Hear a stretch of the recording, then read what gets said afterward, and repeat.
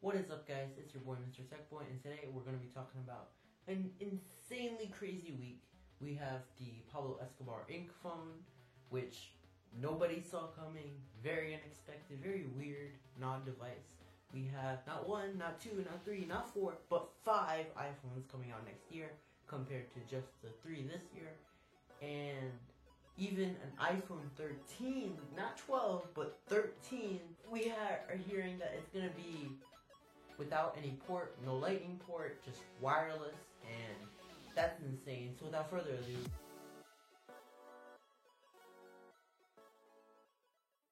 okay, I hope you enjoyed the intro. So first off, let's talk about the Pablo Escobar phone, because that's insane. So I can't even describe who he is on YouTube. Like that's crazy. So basically, his brother, I hope you know who he is. His brother is trying to sue all the companies, and he's suing Elon Musk and Apple and Samsung and everybody. He wants to get his foot in the game. So basically, he has come out with a not so badly priced, I mean, kind of, but it's $350 phone, 128 gigabytes of storage, which sounds like great specs. Chip doesn't seem so bad, RAM doesn't seem so bad, but even though the specs aren't too bad, they're okay. They're not like wow, they're okay. Foldable phones, you know, Galaxy Fold, it broke a lot, and it broke and it broke and it broke. It broke so many times that it became a meme at one point. So I don't know if we should really trust his foldable phone just because he says that it's indestructible, because everybody else said that their phones would be strong, and that didn't really happen. So I don't know if I could really trust that. But his phone, he's claiming it's indestructible, he's making all these claims, and we'll have to see. I don't think anybody would really go to a store and be like, oh yeah, who's this phone from? Oh, Escobar Inc. Oh yeah, that's the phone I want to get. You know, that seems like a very reliable company. You know, well you would think Google is a reliable company, but apparently not. Anyway, so we have from Minchi Kuo that there's going to be 5 iPhones next year. That is insane. So we have what's basically the iPhone 8 again, but it's going to have the new chip, the new A13 chip. It's going to have the new specs. Maybe it'll have night vision. It'll just have, not night vision, night mode. It'll have the new features that come with the new chips, or maybe not. Maybe the camera can't handle it with that old camera, but it'll basically just have brand new chip, brand new device. On top of that, this device is probably going to maybe start at maybe $400 or $500. Could only come in like red, white, and black, which is less colors than it used to. So that's kind of disappointing, but it'll probably be the cheapest phone. This phone is not going to come out at the same time as the other ones. It'll be called the SE2, because the original SE that I have here, this SE was basically the 5S body, or the 5 body, well no, the 5S body, and 6S specs, so it'll have the same chip as the newer phone, but with the physical body of the older phone. That's what the SE2 is going to have. It's going to have the same body as this phone, but the same chip as an iPhone 11. Wouldn't really be too interested in that. I kind of want to not have to have just a home button that I gotta click. Kind of would like, you know, the nice gestures and a nice Face ID. That would be nice. But anyway, the more interesting iPhones, the ones that are much more interesting, come out in September. The iPhone 12. So we'll have, it used to just be 3. You know, they'd have a cheaper one, you know, the one they call for everyone, and everyone should get it, and then there's the pros, and that's just for the pros, and they have 2 sizes for the pros. Well, now they're going to be having 2 sizes for the affordable, since, you know, that's their best-selling iPhone. They should probably diversify that into pro options. So 4 options plus the SE. So they'll have one cheaper iPhone that's basically 5.4 inches, which is pretty small. It's like, it's not even the size of this. It's like this big, 5.4 inches. It'll of course have like that iPhone 10 style design, but it's pretty small. And then they'll have a bigger one, which is like the size of the 10R and the 11, 6.1. And then the Pro, the next Pro version, will be about the exact same size as that one. So the Pro will be about the same size as that 6.1 inch. So there's going to be 5.4 inch, very small. I guess if people want that option, they have that tiny phone option. And there's going to be a 6.1, which is kind of in the middle of a plus and a normal. There's going to be another 6.1. So the difference between these two 6.1 is going to be, one is obviously going to be Pro. So that will mean that it will have higher levels of 5G. It's going to have triple camera plus a TOF sensor. TOF stands for time of flight sensor, which basically means that it will be able to scan objects and faces and everything with 3D depth. People have theorized that that might allow for portrait video, maybe better portrait mode, and a bunch of different other options.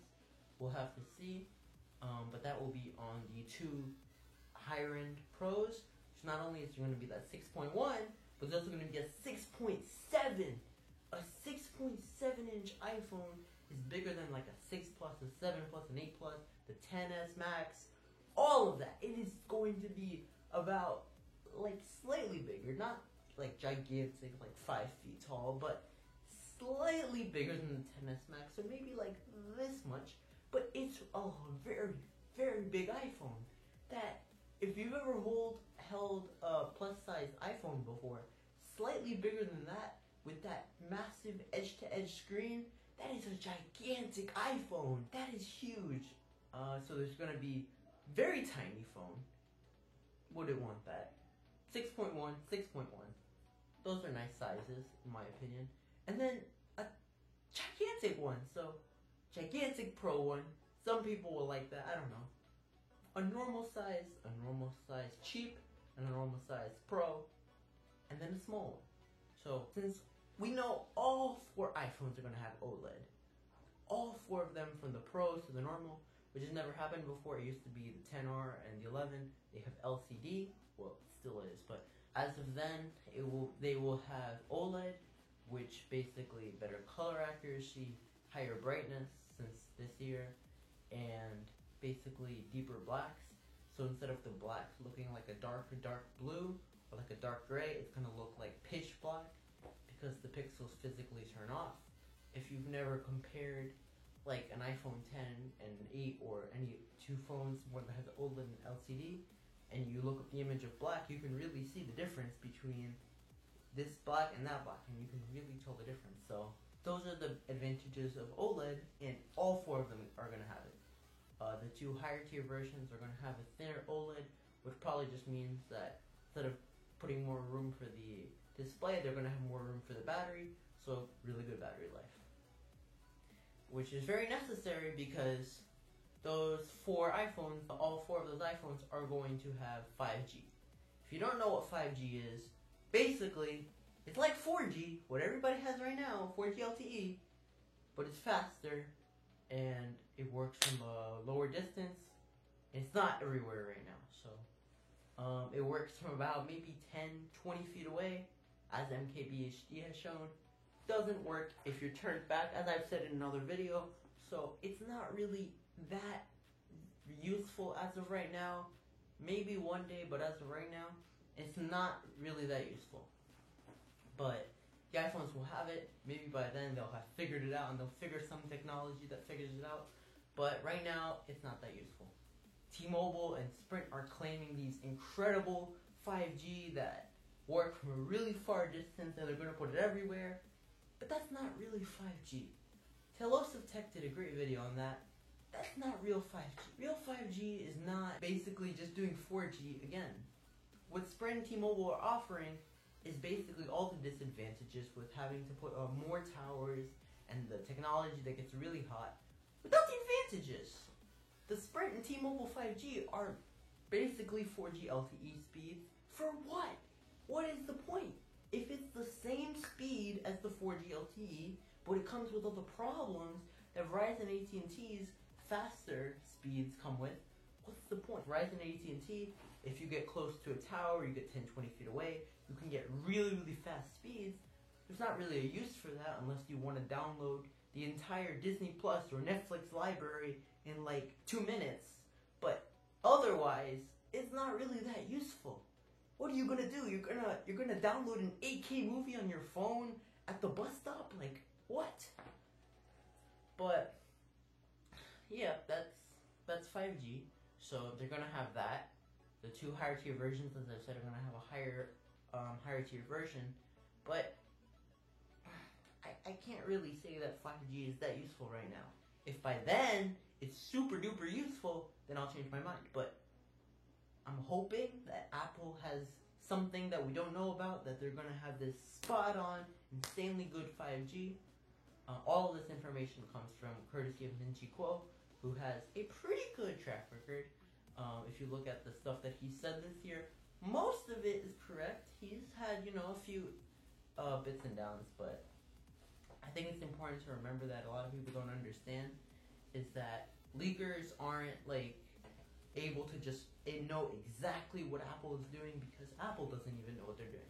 Sometimes they change their mind, sometimes the prototype gets scrapped, things change, things are too expensive, they have to cancel things, so we can't just say, oh, well, this guy's lying to us. I think it's more of sometimes things get canceled, sometimes things don't happen, and that's just how it is. Now, if he was like Ben Gaskin and always constantly leaking stuff that wasn't true and obviously is a lie, then we shouldn't trust him. But Min-Chi Kuo, I think, has a reliable enough track record for us to trust him. And even though this might not happen, you should definitely take it with a grain of salt, because I don't think Apple knows what they're going to do in 2020. I don't think they're going to know until maybe March or May of 2020. So you can't really say Apple doesn't have the next 20 years of their products planned out, that they're going to release this product on this day and it's going to have these specs. It takes a lot of time, so you should, trust it a little more than someone like Ben Gaskin, but at the same time, take it with a grain of salt.